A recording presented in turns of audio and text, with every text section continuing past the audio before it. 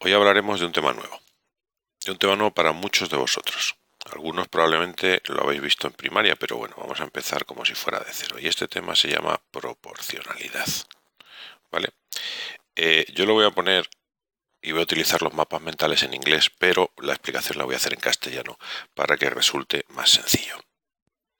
La unidad la vamos a dividir en dos partes. Una primera, que sería lo que es el ratio y proporción, lo que nosotros llamaremos en castellano razón y proporción, y una segunda, que será cómo trabajo con magnitudes que son directamente proporcionales.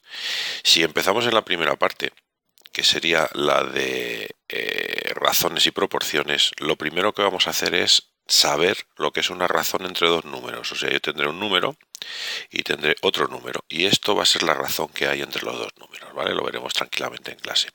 Y luego, por otra parte, lo que veremos será cuál es la proporción, pero cuando estoy hablando de proporción ya no estoy hablando de proporción entre dos números, sino que veré cuál es la proporción entre cuatro números, ¿vale? Utilizaremos ese concepto que vimos en fracciones, de fracciones equivalentes, y luego lo que veremos también será cómo ver si cuatro magnitudes, si cuatro números están en proporción, y utilizaremos el producto cruzado.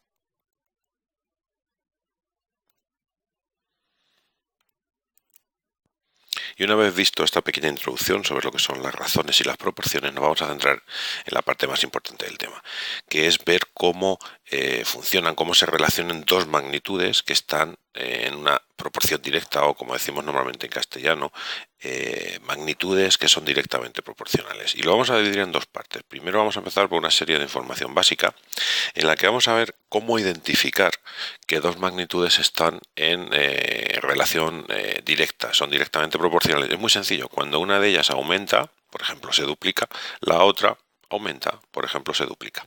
O, por ejemplo, cuando una de ellas disminuye y se divide por 3, la otra también se divide por 3 disminuyendo, ¿vale? Eso es la clave. Primero tenemos que identificar y luego ver, una vez que hemos identificado el tema de qué tipo de proporción tienen, lo que tenemos que ver es cuál cumple. Y en este caso, la regla que se cumple siempre cuando estamos hablando de proporcionalidad directa es que la división entre magnitudes es una constante. Y luego nos vamos ya al clásico de todos los clásicos que todo el mundo hemos estudiado, que es la famosa regla de 3, en inglés Rule of Three.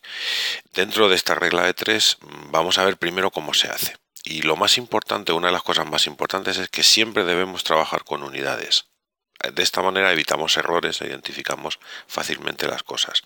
Por otro lado, una vez que hemos hecho esto, lo siguiente que tenemos que hacer es definir con qué tipo de proporción estamos trabajando. En primero de la ESO solo vamos a trabajar con proporción directa, pero también os comentaré que hay otro tipo de proporción que se llama proporción inversa, con lo cual dos magnitudes pueden ser inversamente proporcionales, pero bueno, simplemente os lo introduciré y ya lo veréis en segundo de la ESO. Y finalmente, una vez que hemos hecho esto, hemos colocado bien las unidades, hemos definido el tipo de proporción, lo único que tendremos que hacer es operar. Como veis, bastante sencillo.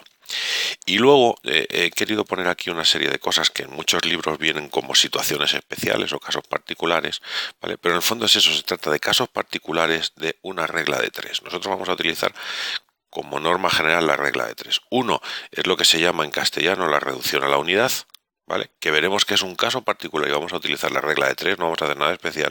Y otro que también se utiliza muchísimo es el caso de los porcentajes, ¿vale? Y en el caso de los porcentajes vamos a utilizar también la regla de 3 directamente, no vamos a verlo como algo distinto, simplemente como un caso particular de regla de 3, de proporcionalidad directa. Y en el caso porcentaje hablaremos de la definición de porcentaje. Hablaremos también, para que lo entendamos perfectamente, de qué relación, porque hay una relación que existe entre decimales y fracciones, y veremos cómo se pasa decimal a fracción, de fracción a decimal, de fracción a porcentaje, de porcentaje a decimal, ¿vale? Y acabaremos el tema con una serie de problemas, porque la idea que es poner todo esto en práctica. Bueno, pues acabamos aquí con esta video introducción, bueno, que la veáis, que la escuchéis, y cualquier tipo de duda la vemos en clase.